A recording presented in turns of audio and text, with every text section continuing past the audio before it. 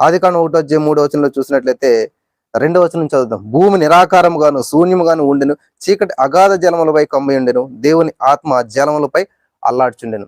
గమనించాలి, దేవుని ఆత్మ అల్లాడుచూ ఉన్నాడు, పరిశుద్ధాత్మ దేవుడు ఉన్నాడు, పరిశుద్ధాత్మ దేవుడు వెళ్తూ ఉన్నాడు, పరిశుద్ధాత్మ దేవుడు కదులుతూ ఉన్నాడు. అంత బాగానే ఉంది, కానీ అంధకారం కూడా కదులుతూ ఉన్నది.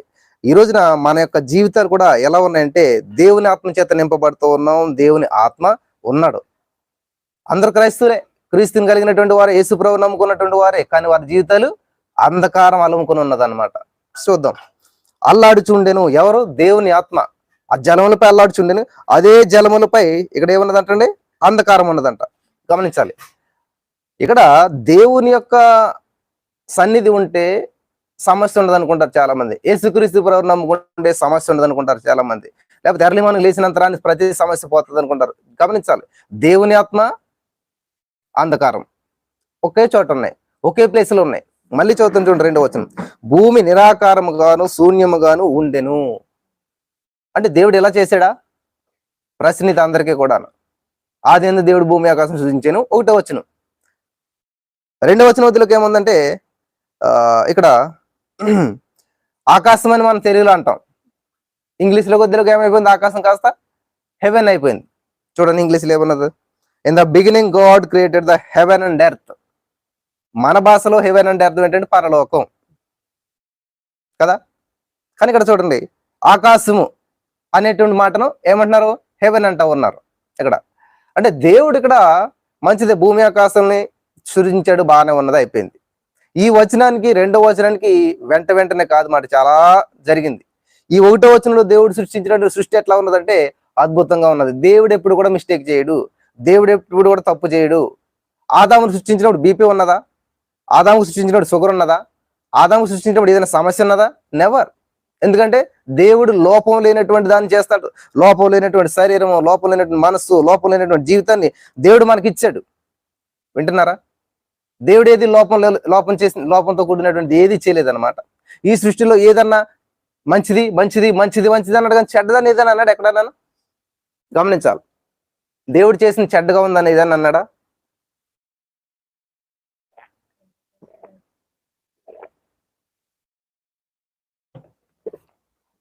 మీరు ఆదికాండం 1వ అధ్యాయం చదువుకుంటూ వెళ్ళండి. అది చూసిన దేవుడు మంచిగా అనిపించింది, ఇది చూసిన దేవుడు మంచిగా, కానీ ఒకటి అన్నాడు, ఏంటి? నరుడుగా ఒంటరిగా ఉంటే మంచిది కదా అని అన్నాడు, అంతే. అంతేగాని సృష్టిలో ఎక్కడన్నాను ఈ సముద్రం చెడ్డది, చెట్టు చెడ్డది, ఈ ఆకులు చెడ్డది అనేటువంటిది ఎక్కడైనా దేవుడు సృష్టించాడా? లేదు. చెడు అనేటువంటిది ఎంటర్ అయింది ఎలాగా? సాతానుడి వాళ్ళని తప్ప. మోసం చేసింది వాడు, అందుకే వాడి పేరు దొంగ, దోచుకుని వాడు, హంతకుడు. ఇంకెన్ని పేర్లు పెట్టుకోండి సాతానుగడి. అంతేగాని దేవుడు ఎక్కడ కూడా ఏది కూడా లోపంతో చేసినట్టు కానీ, ఏది కూడా తప్పుగా చేసినట్టు కానీ లేనే లేదు ఎక్కడ కూడా సృష్టిలో. అన్ని మంచిగానే చేశాడు. చూడండి ఇక్కడ ఆదికాండం 1వ అధ్యాయం 1వ వచనంలో దేవుడు సృష్టించినప్పుడు సృష్టి అది వేరు. అది యెషయా గ్రంథంలోకి వెళ్తే క్లియర్ గా ఉంటది అనమాట. దేవుడు చాలా చక్కగా సృష్టించాడు. ఇదే మొదటి సృష్టి అనుకుంటాం మనం. ఏది? ఆదికాండంలో కనిపిస్తుంది చూడండి ఇక్కడ, భూమి నిరాకారంగా శూన్యంగా. భూమిని నిరాకారంగా చేయలేదు దేవుడు, భూమిని శూన్యంగా చేయలేదు దేవుడు. నేను ఇదంతా కూడా కొన్ని రోజుల తర్వాత మంచిగా మీకు క్లారిఫికేషన్ ఇస్తానన్నమాట. ఆదికాండంలో ఉన్న సృష్టి మొదటి సృష్టి అనుకుంటే మీరు మోసపోయారు. నోవాహుతో చూడండి నాశనం అయిపోయింది చూడండి, ఇదే మొదట అనుకుంటే మీరు అది ఏమంటారు, ఈ పాడైపోయింది చూడండి, ఇదంతా ఇది కాదు దేవుడు చేసినటువంటిది. దీనికంటే ముందు చేశాడు, అది నిరాకారంగా లేదు, ఆకారంతో ఉన్నది. అదంతా కూడా యెషయా గ్రంథం చదివితే మీకు అక్కడ క్లియర్ గా ఉంటది అనమాట, దేవుడు భూమిని ఎలా చేశాడు ఏంటన్నటువంటిది. ఆ సృష్టి తర్వాత ఎప్పుడైతే సాతానుగాడు ఎంటర్ అయ్యాడో వాడు సర్వనాశనం చేసాడు మాట. దీన్ని అంతా కూడా నిరాకారంగా చేసి పడేయడు అనమాట. దేవుడు ఎప్పుడు కూడా నిరాకారంగా చేయడు పనులు ఎప్పుడు కూడాను. దేవుడు మానవ సృష్టించినప్పుడు ఎట్లా సృష్టించాడు? తన పోలిక చెప్పున. ఇంకొకటి, ఈ భూలోక రాజ్యం ఎలా ఉంటుందో తెలుసా? సేమ్ హెవెన్ లా ఉంటదంట. ఈ భూలోక రాజ్యం ఎలా ఉంటుందో తెలుసా? హెవెన్ లా ఉంటది. ఇంకొక బెస్ట్ గుర్తు చెప్తాను మీకు. మోసే గుడారం నిర్మించాడు కదా, ఆ గుడారం యొక్క నమూనాలు కొలతలు ఎవరు చెప్పారు? యేసుక్రీస్తు ప్రభు వారు, మన గాడ్, దేవుడు బెస్ట్ టైలర్ అనమాట. చూడండి, ఆయన ఏపోది ఇవన్నీ కూడా కొలతలో గిని పెట్టే డిజైనర్ అనమాట ఆయన. అలాగే బెస్ట్ ఏమంటారు, సివిల్ ఇంజనీర్ అనమాట ఆయన. ప్లాన్ లైట్ ఆర్కిటెక్చర్ అనమాట ఆయన. అన్ని ఇంకా ఏమనుకున్నా కూడా అన్ని ఆయనలో ఉన్నాయన్నమాట. ఆ గుడారం, ప్రత్యక్ష గుడారం ఎలా కట్టాలో ప్లానింగ్ ఇస్తూ ఉన్నాడు దేవుడు. ఎవరికి? మోసేకి. ఎక్కడది? పరలోక రాజ్యంలో ఎలాగైతే ఉంటుందో అదే ప్లాన్ ఇచ్చాడంట ఇక్కడ మోషే గారికి. ఆ కొలతలు అవన్నీ కూడా. అలాగే ఈ యొక్క భూలోక రాజ్యం ఎలా ఉన్నదంటే సేమ్ హెవెన్ పోలే ఉంటుందండి ఈ భూలోక రాజ్యం కూడా. ఫర్ ఎగ్జాంపుల్ మీరే ఉన్నారు, మీరే మంచి బిల్డింగ్ లో ఉండి మీ పిల్లల్ని ఎక్కడన్నా చిన్న రేక్ షెడ్ వేసి పెడతారా? పెట్టాలనుకుంటారా అసలేని? లేదు. నేను ఈ బిల్డింగ్ లో ఉన్నానంటే దీనికంటే పెద్ద బిల్డింగ్ లో ఉండాలి, నేను ఏదో చిన్న చదువు చదువుకున్న నా పిల్లలు ఇంకా పెద్ద చదువు చదువుకుని ఉంటారు లేదా?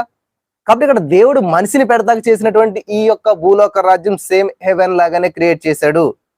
ఏంటి బ్రదర్ మీరు ఇది కొత్తగా చెప్తున్నారు అనుకుంటారా? ఇదంతా వాస్తవమే, మనకు అర్థం కాక అనిపిస్తుంది. దేవుడి యొక్క భూలోక రాజ్యాన్ని చాలా అందంగా సుందరంగా ఇప్పటికీ కూడా మనం చూడొచ్చు. కొన్ని ప్రదేశాలు వెళ్తే, గోవా కానీ కొన్ని ప్రదేశాలు మీరు వెళ్తే వాట్ ఏ వండర్ఫుల్ అని చెప్పి ఆ కొండలను చూసి ఆ లోయలను చూసి ఇవన్నీ చూసి ఇప్పటికీ కూడా ఆనందించేటువంటి వాళ్ళు చాలా మంది ఉన్నారు. సృష్టి కొన్ని చోట్ల మంచిగానే ఉన్నది ఇప్పటికీ కూడా, సైతానుడు ఎంత నాశనం చేసినా కూడా. ఈ విషయాలు మీరు గ్రహించాలని నేను ప్రభుపేరట మనం చేసి నేను అనుకోలేదు కానీ విషయాలు దేవుడు సడన్ గా తెలియజేసినటువంటి విషయాలు అనమాట. కాబట్టి ఆదికాండం 1వ అధ్యాయంలో ఉన్నటువంటి సృష్టి ఇదే సృష్టి అనుకోకుండా మీరు, ఇది ఫస్ట్ సృష్టి కాదు. ఇది సాతానుడు నాశనం చేసేసాడు అన్నమాట. ఇక్కడికి వచ్చేసరికి నిరాకారం చేసేసాడు, అంధకారం చేసేసాడు. అది ఎక్కడుంటే అక్కడ అంధకారం అనమాట. మన జీవితాలు అంధకారం ఏమైపోవట కారణం, మన జీవితంలో చీకటిగా అయిపోవట కారణం ఏంటంటే వాడు దొంగ, దోచుకునేవాడు, అబద్ధికుడు, అబద్ధాలకు జనకుడు, నాశనానికి కర్త ఎవరు? సైతానుగాడు అనమాట. ఒకటి మాత్రం గమనించాలి, చీకటిని తెచ్చేటువంటి వాడు సైతానుగాడు, సమస్యను తెచ్చేటువంటి వాడు సైతానుగాడు, రోగం తెచ్చేటువంటి వాడు సైతానుగాడు. కానీ చీకటిని వెలుగుగా మార్చేటువంటి వాడు దేవుడు, రోగాన్ని ఆరోగ్యవంతుడిగా మార్చేటువంటి వాడు దేవుడు, విరిగిపోయినటువంటి దాన్ని, నలిగిపోయినటువంటి దాన్ని బాగు చేసేటువంటి వాడు దేవుడు అనమాట. ఈ సత్యం తెలియక దేవుడు ఎందుకు నాకు ఈ రోగం పెట్టాడు, ఏదో పాట నేర్పటాకేమో, ఇది చాలా బ్లండర్ మిస్టేక్ అనమాట. ఏంటండి ఈ రోగం ఎందుకు పెట్టాడు దేవుడు, ఈ షుగర్ ఎందుకు పెట్టాడు దేవుడు, ఈ బీపీ ఎందుకు పెట్టాడు? ఎవరు చెప్పారు మీకు? ఎక్కడన్నారు ఈ బోధ? మీరు అంతాను చాలా రాంగ్ తెలుస్తుంది. ఏదో పాట నేర్పించడానికి దేవుడు నాకు ఇది పెట్టాడు, ఎవరు చెప్పారండి?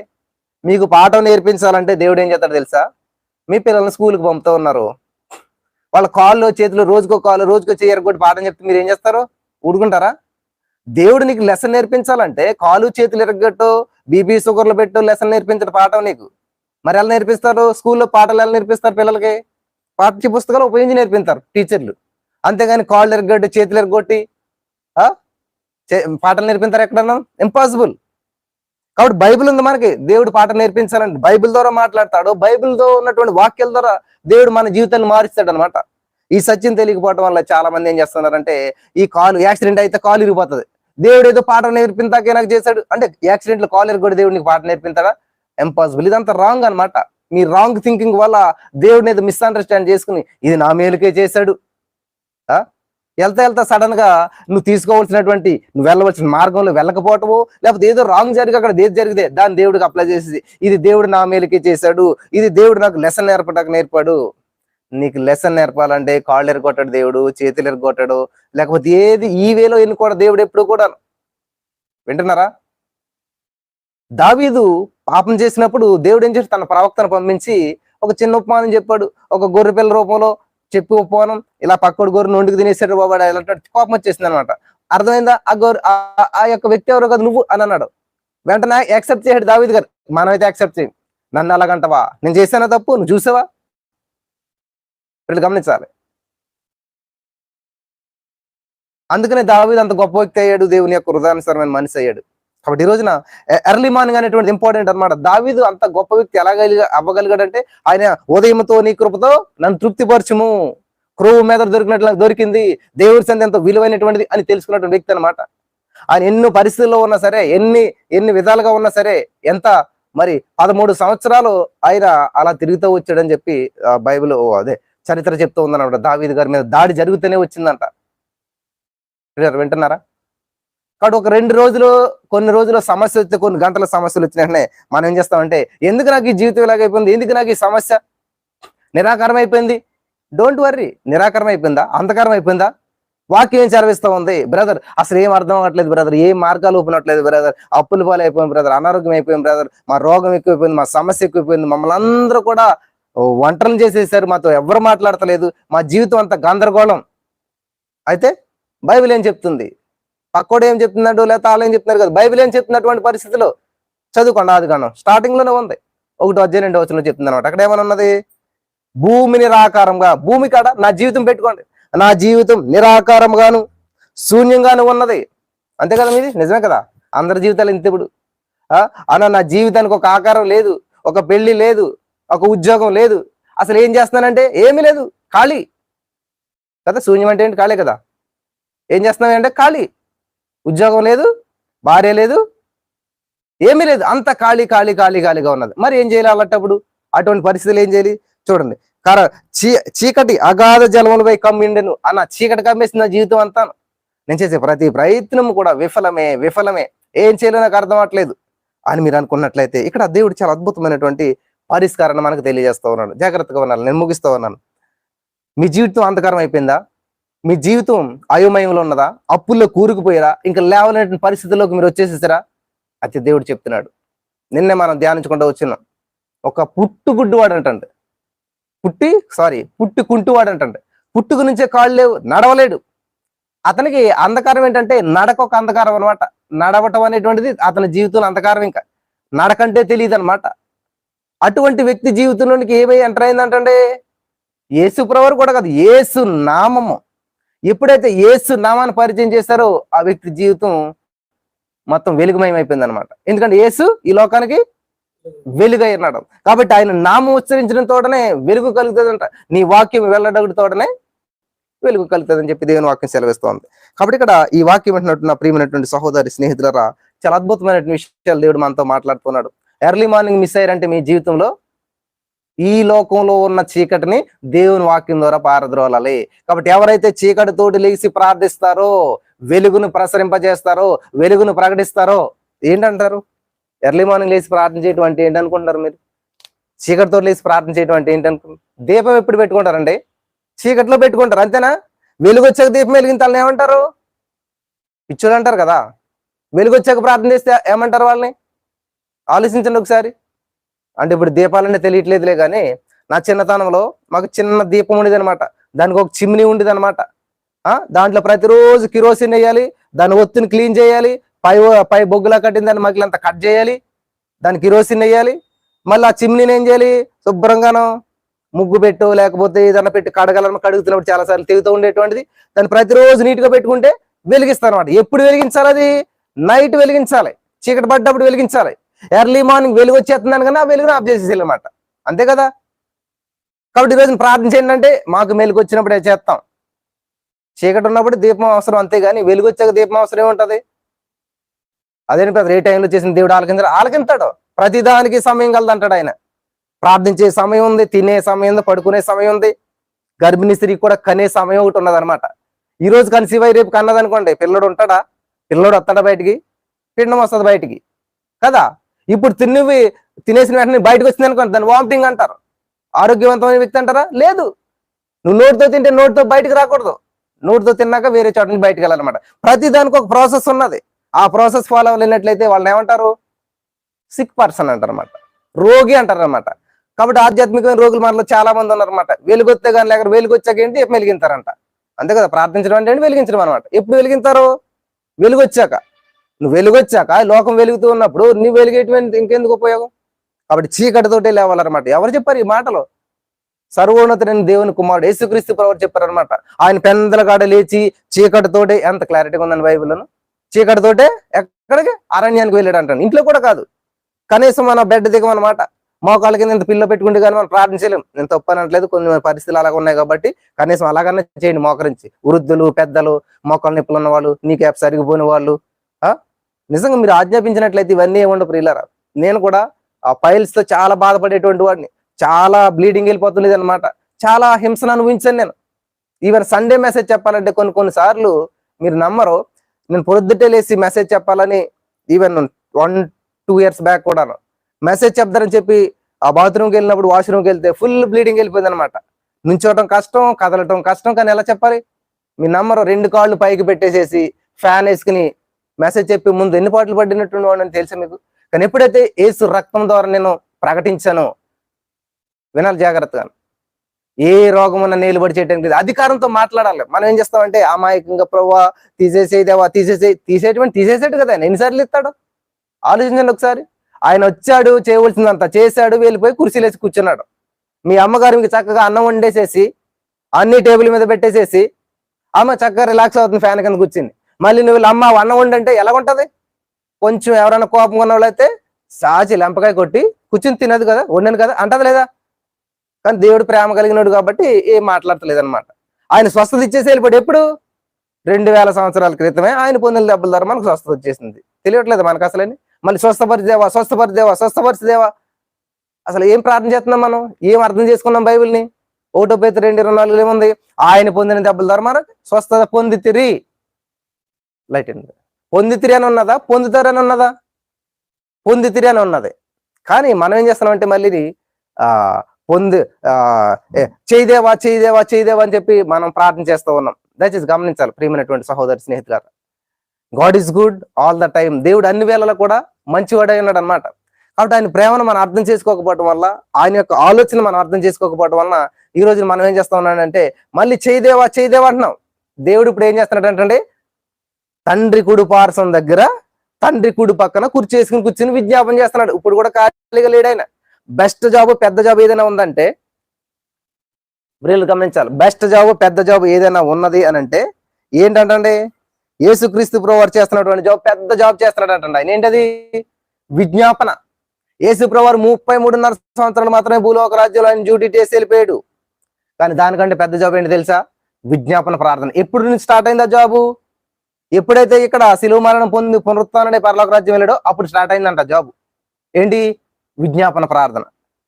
చూడండి బైబిల్ ఉందని నేను రిఫరెన్స్ చూపించలేదు, కానీ అప్పుడు స్టార్ట్ చేసిన జాబు ఇప్పటికి ఎండ్ అవ్వలేదంట. విజ్ఞాపన చేస్తూనే ఉన్నాడు. ఎవడైనా అంత పెద్ద జాబ్ చేశాడంటే ఈ సృష్టిలో ఎవరు లేడు. ఇంకా ఈ సృష్టి మొత్తంలో ఎవరు లేడు. స్టిల్ కంటిన్యూ అనమాట. ఇంకా కంటిన్యూ అవుతుంది.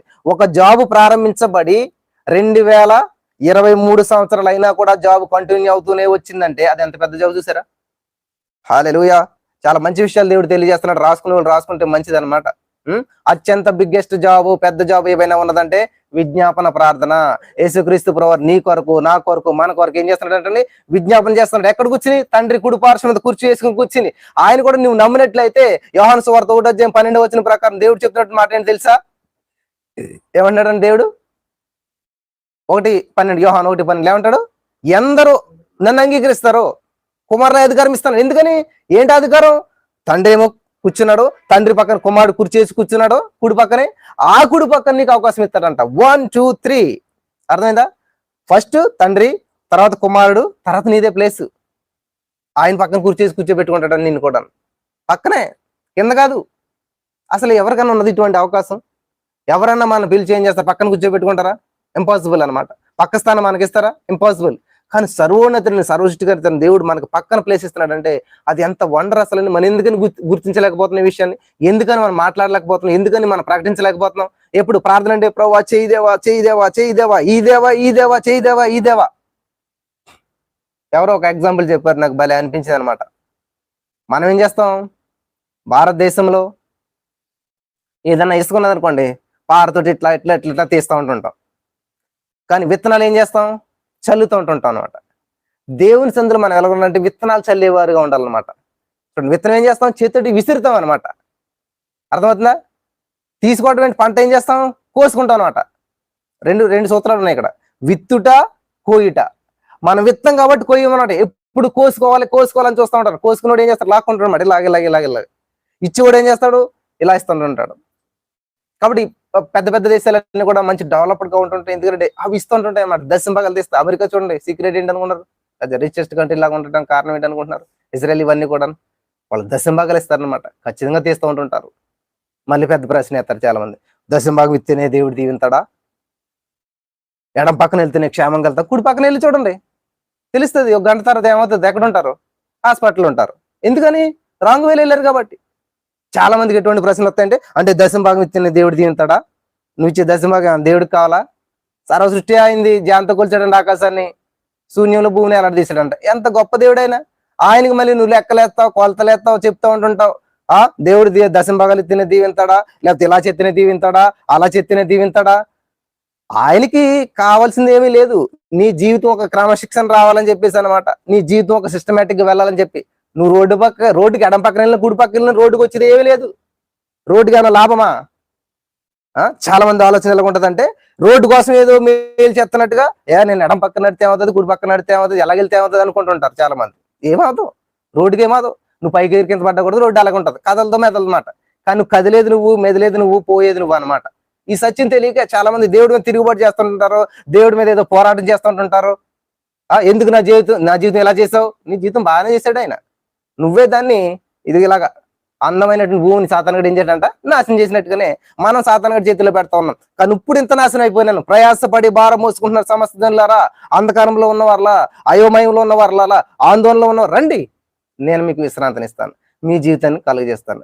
కాబట్టి ఇక్కడ అంధకారం అలుముకుంది, పరిశుద్ధాత్మ దేవుడు ఉన్నాడు, అంతా ఉన్నా కానీ పని జరగట్లేదు అంటండి. చాలా మంది చేతిలో బైబిల్ ఉంది, ఇంట్లో పాస్టర్ ఉన్నాడు, హృదయం నిండా వాక్యాలు ఉన్నాయి, పని అవ్వట్లేదు. మరి ఏం చేయాలి? పలకాలంట. ఇదే పెద్ద ప్రాబ్లం. అమ్మ ప్రార్థన చేయండి అని ఎంతో బ్రతిమాలుతాను నేను. లైవ్ ఇచ్చి చక్కగా యూట్యూబ్ లో ప్రార్థన వచ్చే అవకాశం మీకు ఇచ్చాను నేను, ఎక్కడైనా ఉన్నదా? చక్కగా బతిమాలుతుంటాను, ప్రార్థన చేయండి అమ్మా, ప్రార్థన చేయండి అని. నో, మేము ఓపెన్ చేయం మౌత్. నీ జీవితం నోరు తెరనంత కాలం అలాగే ఉంటది అనమాట. శాపం అనుకోకండి, వాస్తవం చెప్తున్నాను, సత్యం చెప్తున్నాను. మీరు నోరు తెరవనంత కాలం మీ జీవితము అట్లనే ఉంటది అనమాట. ఇక్కడ చూడండి 3వ వచనంలో చూడండి ఎలా ఉందో.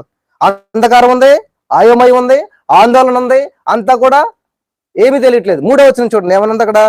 దేవుడు వెలుగు కమ్మని పలకగా కలిగాను అంటాను. పలకడం అంటే ఏంటి? ముత్యాలు పడతాయండి వాళ్ళు మాట్లాడుతుంటే. అబ్బా నిజమా? మరి అయితే రోజు వాళ్ళని కూర్చోబెట్టి మాట్లాడే ముత్యాలు ఎరుగుని బతికేచ్చు కదా. ఇక్కడ దేవుడు చెప్తున్నాడు పలకగా వెలుగు కలిగానంట. నువ్వు పలికినట్లయితే ఈ రోజు నీ ఆర్థిక సమస్య నుంచి బయటపడతావు, నువ్వు పలికినట్లయితే నీ అప్పుల సమస్య నుంచి బయటపడతావు, నువ్వు పలికినట్లయితే నీ అనారోగ్య సమస్య నుంచి బయటపడతావు. నువ్వు పలకనంత కాలం, ప్రార్థన చేయనంత కాలం, నోరు ఓపెన్ చేయనంత కాలం. చాలా మంది నేను రిక్వెస్ట్ చేస్తాను, అమ్మా నీకు పెళ్ళి అవట్లేదా? ఇతరుల కొరకు ప్రార్థన చేయి. ఎలాగా? ఓపెన్ గాను. పెళ్లి ఇంట్లో చేసుకుంటారా? పెళ్లి చీకట్లో చేసుకుంటారా? ఎవరికి తెలియకుండా ఓపెన్ గా చేసుకుంటారా? పెళ్లి మాత్రం బహిర్గతంగా జరగాలి, ప్రార్థన మాత్రం రహస్యంగా ఎవరికి తెలియకుండా చేయండి. మాకు పెళ్లి అయిపోవాలి, మేము కూడా ప్రార్థన చేయం. ఉద్యోగం కోసం ప్రార్థన చేయమంటారు, చాలా రహస్యంగా చేయించుకుంటారు. ఉద్యోగం ఎక్కడ చేస్తారు? రహస్యంగా చేస్తారా? పబ్లిక్ గా చేయలేదు అనమాట. ఇవన్నీ కూడా పబ్లిక్ చేయడానికి, పబ్లిక్ జీతం తెచ్చుకోవడానికి ఇష్టపడతారు. కానీ ఒకరి నోటి ఫలము చేత వాని కడుపు నిండును. ఏంటి ఆ నోటి ఫలం? ఏంటనుకుంటున్నారు? స్తుతి. ఎవడైతే స్తుతిస్తారో, ఎవరైతే దేవుని మహింపరుస్తారో వాళ్ళ నోటి ఫలం చేత కడుపు నిండటం అంటే ఏంటి? ఉద్యోగం రావటం, గర్భఫలం పొందుకోవటం, నీ జీవితంలో రోగం పోవటం. బ్రదర్ షుగర్ తగ్గుతుందా? ఎవరు చెప్పారండి షుగర్ తగ్గుదని?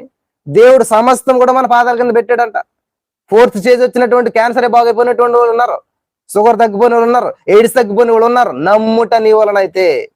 లోపం ఏంటంటే దేవుళ్ళో లేదు, నీలో ఉందన్నమాట. ఏంటండి లోపం? దేవుళ్ళో లేదు, నమ్మకపోవడం వల్లే, మన యొక్క అవిశ్వాసం వల్లనే ఈ రోజున అనేక సమస్యలు ఇరుక్కుపోతూ ఉన్నాం. కాబట్టి ఈరోజు మీరు ఎటువంటి పరిస్థితులు గుండా వెళ్తున్నప్పటికీ కూడా దయచేసి జ్ఞాపం చేసుకోండి పిల్లలు. మీరు నోరు తెరవనంత కాలం మీ జీవితంలో అంధకారం వేలుబడి చేస్తూనే ఉంటది, అల్లాడుతూనే ఉంటది, తిరుగుతూనే ఉంటది. నిరుద్యోగం అనే చీకటి అలాగా మీ జీవితంపై అల్లాడుతూ ఉంటది, కమ్ముకుని ఉంటుంటది.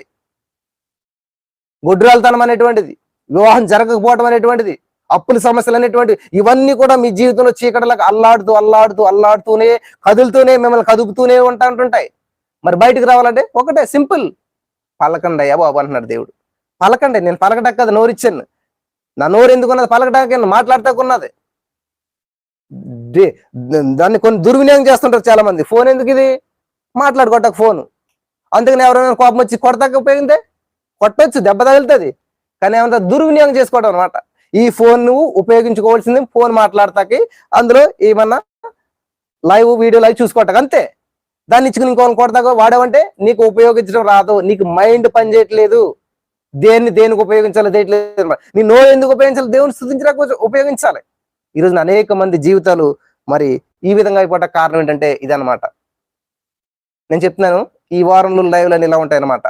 ఒక సిస్టమేటిక్ గా మనకి అక్కడ చూడండి 7-8 మినిట్స్ మెసేజ్, అదంతా ఒక సిస్టమ్ అనమాట. ఇది ఒక సిస్టమ్ అనమాట. అన్ని రోజులు ఒకేలా ఉండవు. ప్రతిరోజు వంకాయ కూర వేసి తినండి, దురదరొస్తాయి కొన్ని రోజులు కదా. ప్రతిరోజు బిర్యానీ తినలేరు. కొంచెం మారుతుంటాయి అన్నమాట. ఒకరోజు దోశ, ఒకరోజు ఉప్మా, ఒకరోజు ఇడ్లీ, ఒకరోజు పూరి, ఇట్లా చూడండి మార్చుకుంటూ తింటాం. కాబట్టి ఈరోజు ఒక స్పెషల్ ఫుడ్ అనమాట. మీకు ఎక్కువైందా? తింటూనే ఉండాలన్నమాట. నీ వాక్యం నాకు దొరకగా నేను భుజించి తినంటాడు ఆయన, నీ మాటలు నాకు దొరక భుజించి తినంటాడు. అవి జుంటెతేనే దారుల కంటే. హల్లెలూయా. నిజంగా నాకు ఆసక్తి ఎప్పటి నుంచి అండి దేవుని వాక్యం చెప్పడం? 5వ తరగతి నుంచే. 5వ తరగతి అంటే ఎన్ని? 5 మనకు ఒక 10 సంవత్సరాల టైం అప్పటి నుంచి నాకు ఒక ఆసక్తి ఉండేది అన్నమాట, దేవుని వాక్యం చదవాలని చెప్పి. ఆ చిన్న వయసులో మా చుట్టుపక్కల మా చిన్నమ్మ వాళ్ళ దగ్గరికి వెళ్ళిపోయి బైబిల్ అట్టుకుని వెళ్ళిపోయి ఫుల్ వర్షం వస్తుండేది అనమాట. వెళ్ళిపోయి ఏదో అధ్యాయం తీయటం అంతే, చదివి చెప్పేసి నాకు అర్థమైంది కదా, వాళ్ళకి అర్థమైంది కదా. కానీ అలా ఏమనేవారు, మంచిగా అర్థమైంది అనేవారు అనమాట. దేవుని ఇంటిని కూర్చున్న ఆసక్తి. నేను చాలా కష్ట పరిస్థితుల్లోనే ట్రావెలింగ్ చేసి వచ్చాం. రిజర్వేషన్ అయినా కానీ అసలు చాలా ఇబ్బంది పెట్టేశారు అన్నమాట జనాలు. ఆ అస్సాంలో అంతా ఎక్కేసేసి చాలా ఇబ్బంది పెట్టేశారు. ఎంత ప్రతికూల పరిస్థితులు వచ్చినప్పటికీ కూడా 3 గంటలకి ముందే నాకు మెలకు వచ్చింది. ఎలాగైనా సరే దేవుని సన్నిధిలో ఉండాలి. అనేకమైన ఫోన్ కాల్స్ వస్తూ ఉన్నాయి. వీళ్ళు గమనించాలి, నాకు రోషం లేదనుకోండి, నాకు పౌరుషం లేదనుకోండి, నేను ఇంతమందిని నడిపించలేను, ఇంతమందిని ప్రభావితం చేయలేను. వెలుగుతున్నటువంటి కొవ్వొత్తు మాత్రమే అనేకమైన క్యాండిల్స్ వెలిగించగలుగుతుంది. అర్థమవుతుందా? వెలుగుతున్నటువంటి ఆ యొక్క అగ్గిపుల్ల మాత్రమే మిగతా అగ్గిపుల్లను వెలిగించగలుగుతుంది. ఈ అగ్గిపుల్ల ఆరిపోయి కూర్చుంది అనుకోండి, మిగతా కూడా ఆరిపోతాయి. కాబట్టి నాకు దేవుడు ఒక పని అప్పగించాడు. దేవుడికి లెక్క అప్పచెప్పాలి. నేను 40, 40, 50 మంది ఇప్పుడు నేను లేకపోయినట్లయితే, ప్రభా ఈరోజు అంతా తిరుగుతాను కాబట్టి నేను రెస్ట్ తీసుకుంటాను. నో, నా రెస్ట్ ఏంటంటే దేవుని సంధిలో నలగటమే ఆశీర్వాదం అన్నమాట. నలుగురికి ఉపయోగపడటం కొరకే. నలుగురు ఉపయోగపడాలనుకుంటున్నారా? ఆశీర్వదించాలనుకుంటున్నారా? ఖచ్చితంగా మీరు నలగడానికి ఇష్టపడినమ్మా. మీ జీవితాన్ని నలగొట్టుకోండి.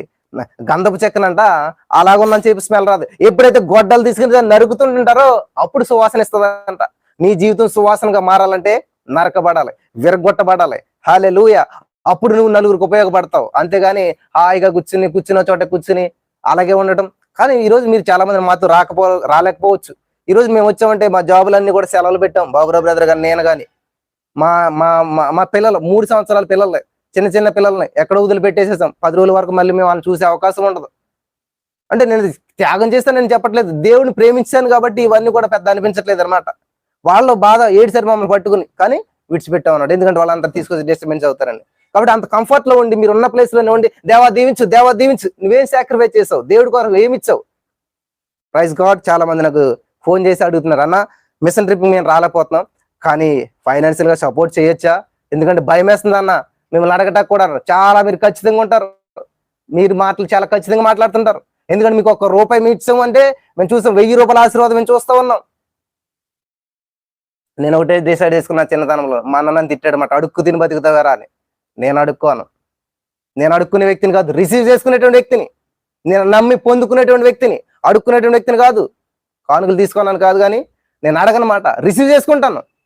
వాళ్ళ దేవుడి చేత ప్రేరేపించబడాలి. దేవుడు ప్రేరేపించింది ఎవడ కూడా రూపాయి ఇవ్వలేదు. నేను ఖచ్చితంగా చెప్తాను అనమాట. మీరు నమ్మరు పిల్లరా, నాకు ఇచ్చే కానుకలు రూపాయలు వేలల్లో ఉండవు, చాలా ఉన్నతంగా ఉంటాయి అనమాట. బ్రతిమాలుతారు ఛానల్లో. 3 నెలలు మీరు వాక్యం వినాలి, నా విన్నటువంటి వాక్యం మీద నాకు చెప్పాలి మీరు, అప్పుడే నేను మీ కానుకని యాక్సెప్ట్ చేస్తాను అనమాట. ఎందుకంటే ఇది సారవంతమైనటువంటి పొలం. ఇక్కడ మీరు విత్తనం ఇస్తారంటే ఖచ్చితంగా 100 పంట కోసుకోవాల్సిందే. హల్లెలూయా, దేవునికి స్తోత్రం. కాబట్టి మంచి నేల అండి, అది మంచి పొలం అండి. దేవుడే చెప్పాడు కదా, ఒక విలువైనటువంటి పొలం ఎవడని చూసాడంటే దాన్ని ఏం చేస్తాడంటే కొనుక్కోవాలని, తనకు ఉన్నదంతా అమ్ముకుంటాడు లేదని చెప్పాడు కదా దేవుడు. కాబట్టి నేను కూడా దేవుని కొరకు అలా ఉన్నప్పుడు వెతుక్కుంటూ వస్తున్నారు ప్రియులారా. చాలా మంది కాల్ చేస్తారు, మీకు అప్పుడే ఛాన్స్ లేదు, వాక్యం వినండి, బలపడండి. అప్పుడు దేవుని సందర్భంలో మీరు విత్తనం నాటి తిరిగాను అన్నప్పుడు నాకు చాలా ఆశ్చర్యం అనిపించదు అనమాట. ఆ రోజుని తీసుకున్న చిన్నతనంలో తీసుకున్న నిర్ణయాన్ని దేవుడి రోజుకి బలపరుస్తూ వచ్చినాడు. ఇంత మరి ఇన్ని పరిచయాలు చేస్తాం. ఇది ఇప్పుడు మనకి నేను ముందు చెప్తాను కొన్ని విషయాలు చాలా జాగ్రత్తగా. మిషన్ ట్రిప్ లో ప్రతి విషయం వాల్యుబుల్ గా ఉంటుంది. దేవుడు మన జీవితంలో ఎన్ని కార్యాలు చేశాడు, ఎన్ని అద్భుతాలు చేశాడు, ఇవన్నీ మీ ముందుకు నేను తీసుకొస్తాను. దేవుడు మిమ్మల్ని దీవించిన కాక చాలా సమయం అయిపోయింది కాబట్టి చాలా విషయాలు జరిగాయి, చాలా అద్భుత కార్యాలు మా జీవితంలో చేస్తా ఉన్నాడు. అవన్నీ నేను ఒక్కొక్క గృహంలో కొన్ని విషయాలు మీకు చెప్తాను. ప్రతి లైవ్ మిస్ అవ్వకుండా చూడండి. మళ్ళీ విత్ ఇన్ 7-8 ఒక లైవ్ ఉంటుంది. మళ్ళీ ఈ రోజు 4 మీటింగ్స్ ఉన్నాయి. ఇప్పుడు 7 o'clock ఒక మీటింగ్ ఉంది, మళ్ళీ 11 o'clock ఒక మీటింగ్ ఉంది, ఈవినింగ్ 4 ఒక మీటింగ్ ఉంది, సాయంత్రం 8 ఒక మీటింగ్ ఉంది అనమాట. సో ఇలా ప్రతి గృహాన్ని దర్శించుకుంటూ వస్తూ ఉంటుంటాం. మరి మీరు పాలు పంచుకోండి. దేవుడు మిమ్మల్ని దీవించిన కాక ఈ రోజు కూడా ఎవరు మిస్ కాకుండా వచ్చారు. 40-50 మెంబర్స్ వరకు లైవ్ లోకి వచ్చారు. చాలా సంతోషం. మిమ్మల్ని బట్టి కొంచెం ప్రతికూల పరిస్థితి అటు ఇటు అవుతుంటే సమయం ఒకసారి 4 అవుతుంది. మీరు ఏమి ఇబ్బంది పడకండి. నేను మాత్రం లైవ్ ఇస్తాను ఖచ్చితంగా. ఏ పరిస్థితి కుదరకపోయినా సరే ఫోన్ ఎదురుకు పెట్టుకుని కూర్చుని లైవ్ ఇచ్చేస్తాను ఎక్కడో దిక్కుని. కాబట్టి మీరు ఎవరు మిస్ అవ్వద్దు. ప్రతిరోజు 3:30కి లేవలసిందే. 3:30కి బ్రదర్ అన్న ఇంకా రాలేదంటే ఏంటి, ఖచ్చితంగా ఏదో ఇంటర్నెట్ సమస్య ఉంది, ఏదో ప్రాబ్లం ఉంది, ప్రార్థన వేస్తున్నావు. ప్రతి అంధకార శక్తి లైవ్ అయిపోను కాక ప్రార్థన చేయాలి మీరు. లేదులే హాయిగా పడుకుందాం, లేజీనెస్ అది. లేజీ పీపుల్ ఎప్పుడు దీవించడు దేవుడు, నేను చెప్తున్నాను. లేజీ పీపుల్ దేవుడు ఎప్పుడు దీవించడు, లేజీ వాళ్ళని దేవుడు ఎప్పుడు వాడుకోడు. దేవుడు ఎవరిని వాడుకున్నా చూడండి, మోషే పనిచేసేటువంటి వాడు, 40 సంవత్సరాలు గొర్రెలు కాసుకున్నాడు. యెహోషువ మంచి పని చేసేటువంటి వ్యక్తి. ఏలియా, ఎలీషా అందరూ చూడండి వర్కర్స్ అన్నమాట. ఆసక్తి, దేవుని గురించి ఆసక్తి, భక్షించేటువంటి వారు. లేజీ పీపుల్ దేవుడు ఎప్పుడు వాడుకోడు. అసలు లేజీ పీపుల్ దేవుడు ఎంకరేజ్ చేయడం అనమాట. బద్ధకము సింపుడు గుడ్డలకు, నిద్రమత్తు సింపుడు గుడ్డలకు సాదృశ్యం అంట. బద్ధకంగా పనిచేసేవాడు దరిద్రుడు అవుతాడంట. బైబిల్లోని మాటలు ఇవన్నీ కూడా. కాబట్టి ఈ మాటలు తెలుసుకుని దేవుడు మిమ్మల్ని దీవించిన కాక అలాగే జీవించండి, రోషం కలిగి జీవించండి. కొంచెం టైమింగ్స్ అటు ఇటు అవుతుంటాయి చూడండి. 52 అయిపోయింది, మనం 49కి వచ్చేస్తుంటాం. ఇవన్నీ కొంచెం అటు ఇటు అవుతుంటాయి అన్నమాట. ఎందుకంటే మన చేతిలో ఉంటుంది ఇక్కడ నుంచి టైం అంతా కూడా, ట్రావెల్ చేస్తూ ఉంటుంటాం కాబట్టి కొంచెం లేట్ అవుతుంటది. ఇవన్నీ అటు ఇటు కొంచెం ఇబ్బందులు ఉంటాయి. మీరు అర్థం చేసుకోవాలి. ఒక బిడ్డగా, ఒక అన్నగా నన్ను మరి యాక్సెప్ట్ చేసి కొంచెం నలుగుతున్నాం కాబట్టి ఈ 1 వీక్ 10 days 26th వరకు మనకి ప్రోగ్రామ్స్ ఉన్నాయి. నాకు తెలిసి 30th నుంచి మనకి regular live time to time అన్ని జరుగుతాయి. అంతవరకు ఈ బైబిల్ స్టడీ కూడా ఉండదు మధ్యాహ్నం మనకి. అంత ఈ గృహ కొడుకులు ఉంటాయి. సో మీరు ఇవన్నీ కూడా ఫాలో అవ్వాలని ప్రభువు మన చేస్తూ ముగిస్తూ ఉన్నాను. ప్రార్థన చేసుకుందాం, ఆశీర్వాద ప్రార్థన. స్తోత్రం దేవా సర్వోన్నతుడా, చాలా ప్రాముఖ్యమైన విషయాలు మాతో మాట్లాడవు. మరి ఈ రోజున నీ ప్రియ బిడ్డను తోడుకుని వచ్చావు, వాళ్ళు లైవ్ లో ఉంచావంటే నేను ప్రేమిస్తున్నారు కాబట్టి వారిని లైవ్ లో ఉన్నారు, వారిని దీవించమని, నీ చిత్తానుసారంగా నడిపించమని. ఈ రోజు నుంచి ఏ గృహాలకు మేము వెళ్తున్నామో ఆ గృహాలన్నింటినీ దీవించమని, మాకంటే ముందుగా నీ దేవతను పంపించమని, మాట్లాడమని, బలపరచమని, సమస్త మహిమ ఘనత ప్రభావాలు మీరే తెచ్చుకోనమని. ఈ యొక్క ఉదయకాల సమయంలో ప్రభావ మరి వేగుజన లేసి నీ సూచించే భాగ్యం ఇచ్చావు, మాకు ఆరోగ్యం ఇచ్చావు, మరి మేలుకొని ఇచ్చావు. నీకు వందనాలు. ఇది నీ ప్రియ బిడ్డలందరినీ తీసుకుని వచ్చావంటే వారి జీవితంలో గొప్ప గొప్ప మేలులు, ఆశీర్వాదాలు దయచేసేటువంటి వాడు, ఆరోగ్యం ఇచ్చేటువంటి వాడు, ప్రతి సమస్య నుంచి విడిపించేటువంటి వాడు, వివాహాల కొరకు ఎదురుస్తున్న వారికి, నిరుద్యోగ సమస్య ఉన్న వారికి, గర్భవరాల కొరకు ఎదురుస్తున్న వారికి అందరికీ తోడుకోండి. ఆర్థిక సమస్యలు, అప్పుల్లో, ప్రాణాపకరమైన స్థితిలో ఉన్నటువంటి వారికి జ్ఞాపం చేసుకుని విడుదల దయచేయమని. ఈ రోజు నీ సన్నిధి మేము అనిపించినట్లు చేసావు. మరి ఈ రోజు మేము వెళ్తుండగా నీ దేవతలు మా కాలు ఉంచి, నీ సన్నిధి మాతో ఉంచి, అలనాడు ఇజ్రాయేల్ ప్రజలకు అగ్నిస్తంభంగా, మేఘస్తంభంగా ఉన్నట్లు ఈ రోజున మాకు పరిశుద్ధాత్మ దేవుడిగా మాతో ఉండి నడిపించి బలపరచమని నజరేయుడైన యేసు నామములో ప్రార్థించి పొందుకున్నాం తండ్రి, ఆమేన్. యేసు రక్తమే జయం, శిలువ రక్తమే జయం. అపవాదికి సిగ్గేసిన మహిమ కలుగును గాక, ఆమేన్. తండ్రి దేవుని ప్రేమ, కుమారుడు యేసుక్రీస్తు వారి కృప, పరిశుద్ధాత్మ దేవుని యొక్క ఆదరణ, అన్యోన్య సహవాసం సన్నిధి ఇక్కడ కూడి వచ్చిన వారందరికీ తోడైండి నడిపించి బలపరచును గాక, ఆమేన్.